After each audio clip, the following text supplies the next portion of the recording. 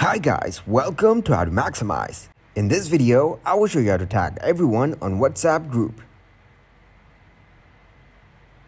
First, go to WhatsApp on your mobile device.